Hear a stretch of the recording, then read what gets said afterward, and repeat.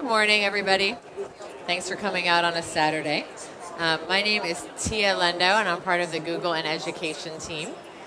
What we're going to do this morning is we're going to go through basically a pretty quick overview of a lot of the tools, programs, products, competitions that we have for education. So what we're going to do is I'll start us off and just tell you a little bit about Google and Education, what we do. This is a sneak peek of our new website. It's going to have the same address, which is in the book that many of you have, google.com/edu, but it's going to include a lot more resources. A lot of things have kind of evolved in the last year, and we also know the current site is not set up probably as intuitively as it could be. So the end of next week, we'll be relaunching. So I'm giving you a sneak preview today, and that's how we'll walk you through some of the different materials. We probably won't go for the whole 30 minutes. We'll probably do 20 or so, and then come and get some questions as well. But also, feel free to pop in and out as you want to. So, okay, what does Google do in education? Oh, and I should also say, I used to be a teacher. I used to teach year 5s, and I lived over here in London for 7 years. I used to do teacher training, so it's a pleasure to be back. And I'll make sure, we try to call it primary and secondary and not K-12 and all those things that we tend to do sometimes that are too US-centric. So for Google and Education, there's really 3 pillars, which you see in those balloons there. Probably what you know about is building the foundation of technology and access. So we've got a lot of tools, and frankly, tools like search, which I'll spend a little bit of time on today, that really have fundamentally changed education. And we also have a lot of other smaller tools that you might not know about. So I'll try to give you a preview, and then you can come back to the website for anything that seems really relevant and useful to you. So you probably know about the first one, which is the technology. But the other 2, I think, are really important to note here. So the second one, making sure that we empower innovative communities. We have a very small team at Google and Education. In fact, we only go to 3 conferences like this a year, and this is our first time here. So how can we make sure that we're impacting education widely? Well, that's by supporting other innovators. So for our teachers, we have many certification programs you can go through. And again, I can tell you a little bit more about that as we go on. But here we want to empower individual teachers, nonprofits, systems with either funding or online resources and training that helps them do the great stuff they're already doing on an even bigger scale. As far as making learning magical for students, what we want to do here is make sure that students are really inspired, particularly in STEM. I mean, we all know there aren't enough students getting the access to the tools that are rapidly changing that they'll really need to know for, 22nd century, but also 21st century skills. So in this way, we've got a number of competitions, programs, scholarships, etc. And we do give a lot of funding to organizations. For example, Generating Genius here in the UK, which does programming with students who are historically underrepresented in STEM fields. So that's about making learning magical. So we're just going to show you a few of these. I'm going to start off with what is really at the core of Google, and that's search. So I'm going to show you some tools as teachers and those who support teachers, how you can get up to speed a bit, but also some tools you can put directly in the hands of the students, because we know that basically people kind of 16 and under can probably learn things a lot more quickly than we can. So I'll show you both things for teachers and for students. So in the for teachers section, and again, this is still a work in progress, so it might change a bit, but it'll look probably like this. We'll have an area here called Educator Resources. So this is where we're really going to focus. These are various Google resources appropriate for teachers and for schools, kind of organized by theme. So let's just look in search a little bit, then we'll move on to some of the others. So in search, you can come in here. This will take you to the Search Education site, where you'll be able to access a lot of lesson plans. They're called basic, advanced, etc., but I'll tell you, I suggest, and this is how I felt when I started working at Google, that I knew about 2% of what was in here.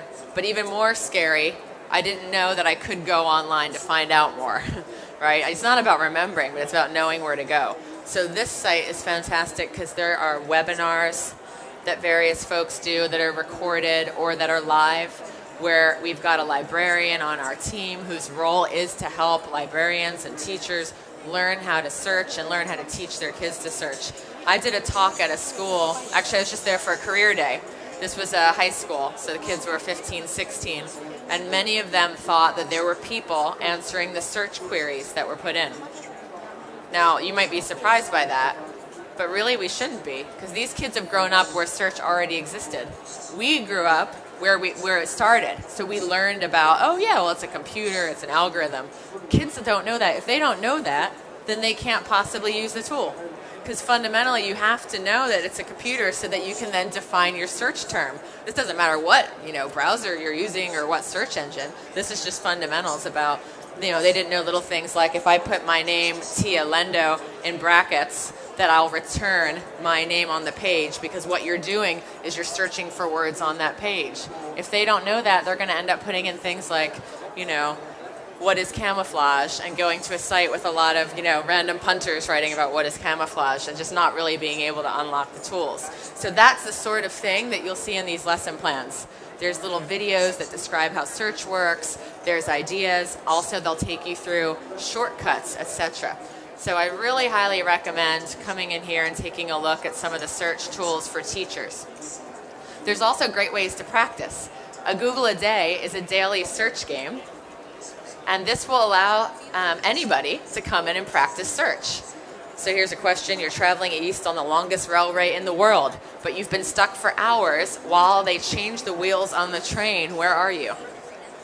So you or your students could come in here and you can search, and then you can submit your answer. But you can also get hints. So this will help kids start to see the types of queries that might return the answers. So first you could look for longest railway in the world. Then you could look at where changed the wheels on Trans-Siberian trains, because in the first search term would have told you it was Trans-Siberian. Honestly, you will see some of these which seem very obvious to you. They might be not obvious to everyone. Here's one from last year that I love to show off, because here's a great tool that I never knew about as a learner or a teacher. Does the Navy have an official web page that tells the story of the ghost blimp in World War II? Does anyone have any idea of how you could figure that out? Besides typing the full question in, which would give you a lot of people's speculation. Does anyone have any idea of how you might be able to figure that out? Okay, so there's a way when you search within Google that if you put site:"navy.mil, it will only return web pages from that domain, from the Navy. So that way you can search in official areas. Maybe you want to search the Library of Congress. Maybe you want to search the National Gallery. This is a great way to make sure you can really whittle down some of your results. These are great tools, particularly for kids in research. And who really gets tasked with teaching them? They're really new. So, whose expectations is it to get kids up to speed on this? Not to mention, how do they evaluate the results when they get them back? So let's empower them with these tools so that we can have good, rich discussions with them about evaluating some of those resources. So that's a Google a Day. That's a great way for kids to just kind of hone and practice what they're doing. I also just want to give you a few highlights of some of the latest things within search. Okay. What you can do is, we have a great website, which I'll add to the page, called Inside Search, that every week or so it'll tell you the new things, because you couldn't possibly keep track. They're coming all the time. So some of the newest tools in search, and we'll just go to Google. Let's see, I want London 2012 Olympics. Okay. The left toolbar has kind of undergone a bit of a renovation recently. You can search for images now, okay? So you could take a picture, you could upload it, you could paste a URL, it'll tell you who that person is. Do it with a picture of yourself at home. See if it can find you online. So that can be quite fun for things like, in class you might have an image and try to get kids to think about what the context might be. Are there any clues in here? And then you can drag it in and it will say, oh, it's, Roger Bannister, oh, it's, General Patton, etc. There's some other really great things on this left toolbar for schools, okay? So one is, and I'm just going to go back to where I was before, on website returns instead of images. The time frame.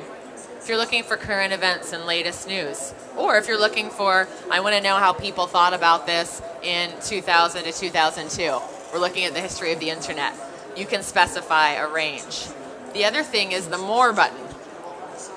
Get the kids to just click on more, see what happens. I love translated foreign pages. This is phenomenal to help kids get views on other countries. So let's do Americans in Iran. Well, I'm probably going to get a lot of sites that originated in the West there. If I do translated forum pages, since I typed in Iran, it'll say, oh, okay, are you looking for pages that were actually written in Persian in the first instance? So it assumes that, but I could change it if I wanted to. And I could say, oh, no, I'm looking for some written in Arabic. And it's automatically translating all of the results into English. So the students could see a viewpoint of, well, what is the most popular result from those, that originated in other countries or other languages. I mean, this is just some of the tools over here. It's really phenomenal. And you don't need to memorize them. Get your kids in there looking around. Get your kids on Inside Search. What are the newest things that are in there so that they can unlock the potential of the web? So those are just a few of the Inside Search. I'm going to turn over now here and blow my microphone. We're going to talk a little bit about Google Books and book search. Not made for my long hair. Thanks. Yeah. Hello. Sorry. Can everyone hear me? Are we online? Yes. Hi. Perfect.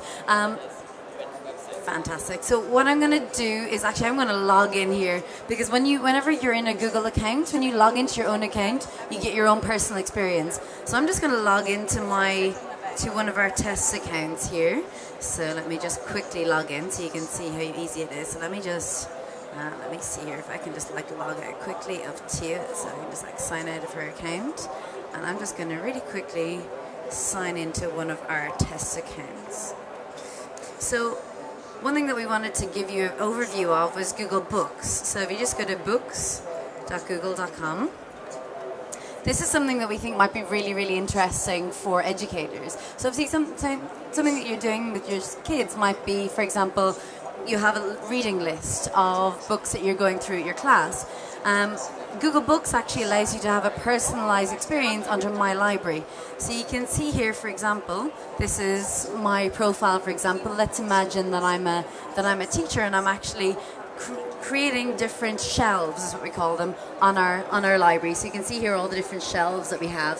So I've actually just created one section here called Irish Authors, where I've selected a number of different books and just added them to a shelf that I've named myself. Now, if you're a teacher, you can actually make this public, so you can ask your kids to go in and to view your shelf. So you can, for example, add all the books that you're going to be reading that year, and you can ask them to go in and to review them. These are all available online. So Google Books, you might know, we've been scanning a huge number of books going to different universities, and this is something that is really, really interesting. You can also customize it so that it's your own individual way of viewing them. So you can view them like this, you can view them with a little bit of a description, or you can just view them. So you can just change that around the way that you're using them. So let's have a look what else we can do. So if we just pop back out, let's just pop back all the way back out. I haven't gone so far. So not only can you review all these, you can also view huge numbers of books, like classic books that are available online. So let's have a look. Let's just click on Pride and Prejudice, for example. This just allows your kids to actually really go in and really get in depth into the vast numbers of millions of books that are online. So you can actually read now, for example. So you can actually even download it as a PDF. Most e-readers will actually allow you to upload PDFs to your e-readers, so your kids can actually access tons and tons of information directly from Google Books. You can, let me see here. So let's see, if I just click Read Now, for example, you can have a look through, and you can actually also search. So let's say, for example, you want to know all about love in the book Pride and Prejudice. Where does it appear? What are the key themes? So let's have a quick search for love. And what it'll do is, it'll pick up where all these things happen in the book. That's sorted by relevance, for example. Or can you give me maybe a character who's in Pride and Prejudice? Who do we know? Mr. Darcy. Oops, sorry, D-A-R-C-Y. You know, for example, so you can ask your kids to have a flick through and see where any of these appear within all of these, which is just fantastic. So I would definitely just encourage you to have a look through all of these things. Also, what you can do, for example, is ask your kids to find it in your local library. So what I've done is, let me see if I can search for it, find a library. So your kids are sitting there, they want to know where can I find this book if I want to get a physical copy of this book. So I've just got a London postcode here. So let me just type that one in. So obviously you can type in whatever postcode you're, oh no, this worked yesterday. Let me type in London, UK. So this should do. That postcode worked yesterday. What you can do is type in your town. It'll pull up the list of libraries that's available in. And depending on what your library is actually enabled online, 600. So here, for example, we can see it's available in London Borough of Islington Libraries. So you can have a look at their website. You can look at their online catalogue. So this is really, really useful stuff that you can do with your kids. Also, one really cool experiment that we have is the Infinite Bookcase on Google Chrome. Oops, sorry. The good thing is that it also allows you to test what you're actually reading. Let me see. So let's see here. The Infinite Bookcase. Let me just make this big here. Love teaching. I can't even fathom what. So the Infinite Bookcase is actually, if you just search for the Google Chrome experiment Infinite Bookcase, this allows you to search by particular, by a genre. So here, science fiction, you can like flick through all these books that are available, pick a book off the shelf, have a flick through, read it, get the book. You can go online, find the book on Google Books. You also saw there was a QR code there that you can scan directly from your phone and have all the information really directly on it. So try it now. chromeexperiments.com/bookcase is pretty cool. One other thing that actually is really amazing is the Ngram viewer. So this, I know maybe you might have heard of Google Trends. So this is a tool where you can log in and you can compare how trends are developing on Google. So you can see what's hot right now, who's searching for what, and what country they're searching for it. The Ngram viewer, actually allows you to search in books. So one thing that we might do is type in, internet and cyberspace. So let's have a look. This is searching all books between 1800 and 2000, and you can see here just how dramatically this lifts up. Obviously, the internet didn't exist before before that time. People weren't talking about it. But let's try a really interesting one. So let's just try Spider. So this is a test for you. So this is just a really interesting phenomenon that's happened with Google Books. So I've put in Spider and Spider. Would anyone have have any idea why, for example, Spider was a word, but not actually after 1915? Any idea? Exactly. So whenever Google Books actually scanned the books, the old way of writing S back in the 1800s was actually almost like an F. So it's actually picking it up like an F. Just really interesting things like that. It's really just interesting to have a look. Obviously, you can compare any two search terms or any number of search terms that you like to see. How are they trending? How are people using them in books, throughout the years? So just something, a really, really interesting tool just to play around with. So I might just pass back to Tia at this point just to finish off some of the things. Sorry. It scans, I think, all of the books that are available in Google Books. It'll just scan them and look for trends. So it's extremely interesting. Pardon? Foreign language books as well. Yeah, so it also scans foreign languages. We've actually done quite a number of experiments with scanning books from all different countries.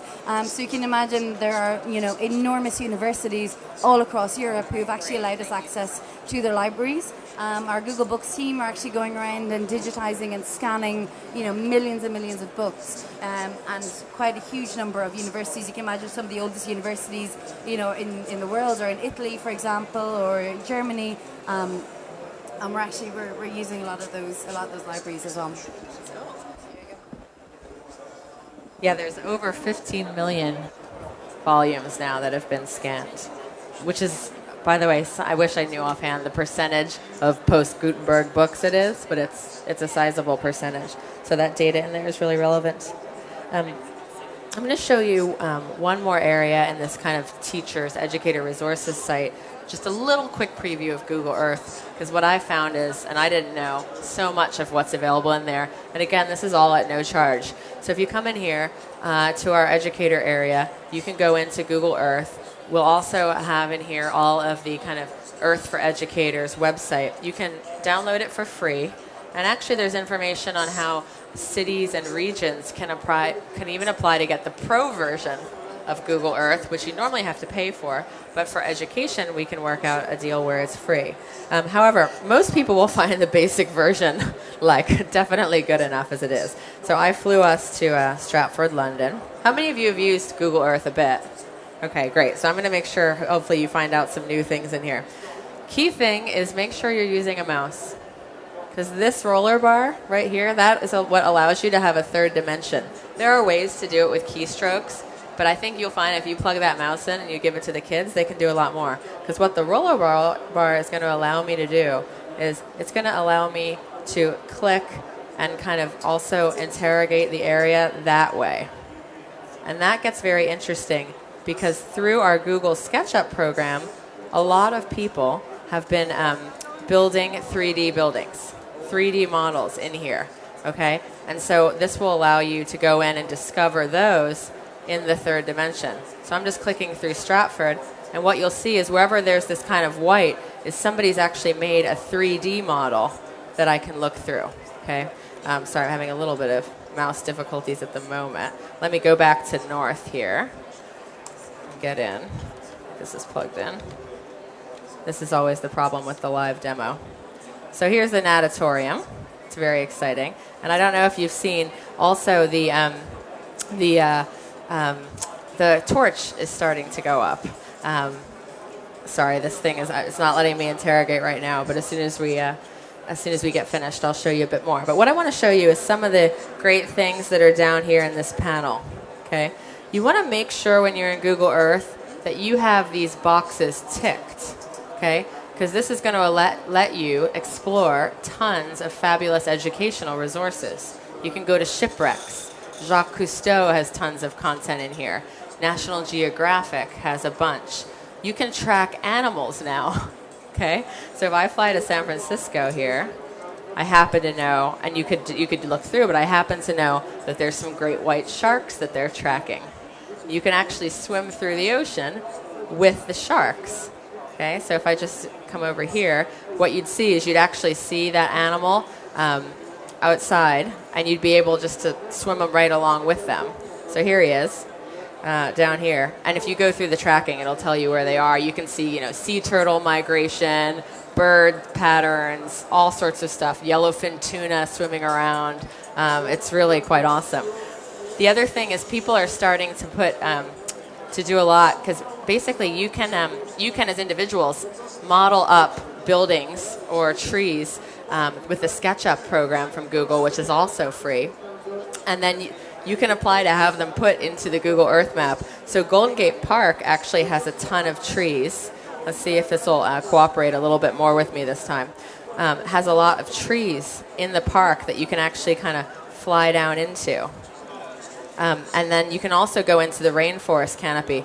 So these are 3D, these trees.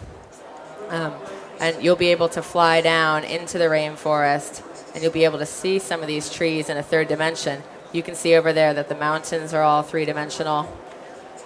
And so people can submit their own models into the area. The other thing with Google Earth is a good example of what one of our teachers did.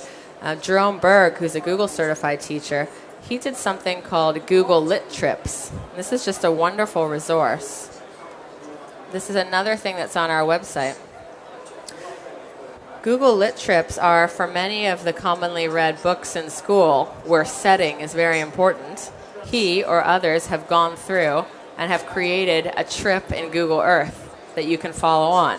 So we'll just do this right now because I see that the book that I downloaded yesterday isn't here, so I'll get a chance to show you just how easy it is. So I'm going to go into the Kite Runner. A lot of students are reading this right now. I'm going to come in here and I'm going to actually go ahead and download it. You'll see just how quick it is.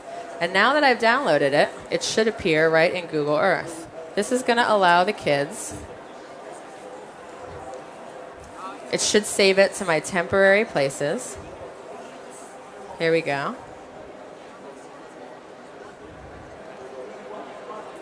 I might just need to install it first. And this is going to take the kids through.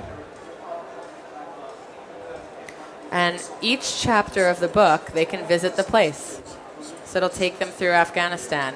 There's one part where there's a really long journey through the mountains, a really arduous journey. They can actually go through the mountains.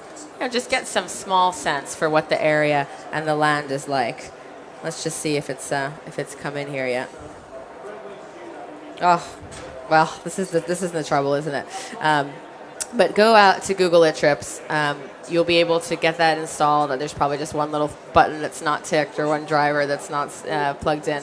And it will take you around chapter by chapter. You could also submit books. So one teacher in year 2, she had her students for each page write a question.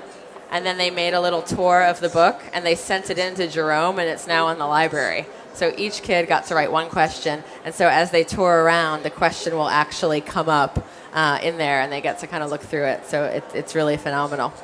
Yeah, so apologies that didn't work. Oh, maybe we've got it going now. I'll make sure it's up here as soon as we finish. Just the last thing, because I did mention a lot of the student programming and making learning magical. We do have a page in here which is for students. So if I go back to that main site, you'll see that there'll be 4 teachers, 4 organizations, and then 4 students. So I'd encourage the students to have a play in here. I'm not sure what's going on at the moment with the internet. Maybe it's because we logged out. But there's a number of competitions that students can access globally. And one is the Google Science Fair. It just opened 2 days ago. Oh, okay, sorry, I'm in the wrong area. Okay, sorry. So the Google Science Fair just opened 2 days ago. It's the world's largest online science competition. And it's open to students 13 to 18 in 13 languages. So even if kids aren't necessarily comfortable native speakers of English, they can apply in one of 13 languages, which covers a good percentage of the Earth's youth. It's all online. They could use a typical project they've done, scientific method, question, hypothesis, etc. The nature that makes it online is that they create a website and they create either a video or a presentation. So this will take them through, walk them through how to do that. It allows them to make sure that they're taking their project, they're using technology to then explain it to others. So it's a nice add-on to a lot of the science work that you're already doing. They could submit, there's going to be regional winners named in a few months. It's open until April 1st for people to apply. And then so 15 lucky finalists will actually get flown out to California. This will be our second annual one. My first day of work at Google, actually, I'm lucky enough, was last year.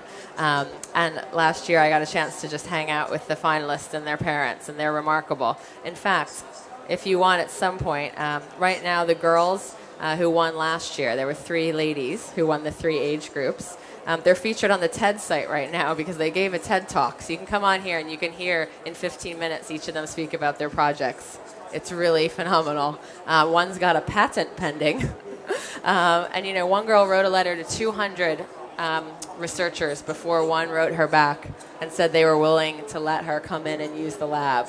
Because she had this idea about marinades and chicken and wondering which one was most carcinogenic. She wrote 200 handwritten letters to people. It's just really fabulous to hear some of these stories. So what we'll do now is we're right at time. I'm just going to leave you with a video of some of the kids from last year in 2011. But obviously feel free if you need to head off. We thank you for coming. Please do stay tuned next week to google.com/edu where we will have have more information available, and we'll have the new website launched. The other thing is we are going to be having a Google Teacher Academy here in London on April 4th and 5th this year. So applications are now open for that. If you have any of the booklets or you want to grab this one, it tells you how to apply. It's very competitive. 50 people that will get to come to 2 days of live training that they'll add to. There's a little bit of an unconference element too. You'll be a Google teacher. There's also an online version called the Google Certified Trainer Program, where you can come in, do online assessments, and then once you pass, you actually are deemed a Google Certified Trainer and you can train others. And it's just a great community to be brought into. It's also a great way for you to get some professional development online in your own time, and then to have a skill that actually you can take out there and help your own school and other schools. So please do apply to that too. This will be our second time we've ever been over in London for the Google Teacher Academy, so we're really excited. I think we've got 7 certified trainers at the moment in the UK, and we really want to get more because, as you can see, there's a lot of interest in Google. And it's best that it's the practitioners helping each other because you're the ones who know best. So we hope that some of you take advantage of that as well. Anything else that I missed, you think? Okay, excellent. Well, thank you again very much for coming. Really appreciate it. And we have some schedules floating around for other sessions we're doing throughout the day, so we hope to see you again soon.